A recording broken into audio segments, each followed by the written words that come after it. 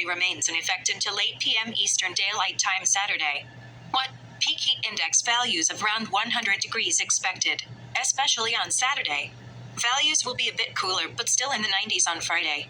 Where? Portions of north central, northeast, and northwest Ohio and northwest Pennsylvania. When? Until 8 p.m. Eastern Daylight Time Saturday. Impacts. Hot temperatures and high humidity may cause heat illnesses. The prolonged nature of the heat may increase heat stress with time.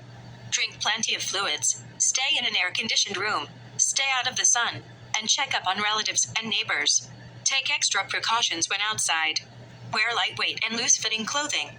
Try to limit strenuous activities to early morning or evening. Take actions when you see symptoms of heat exhaustion and heat stroke. To reduce risk during outdoor work, the Occupational Safety and Health Administration recommends scheduling frequent rest breaks in shaded or air-conditioned environments. Anyone overcome by heat should be moved to a cool and shaded location.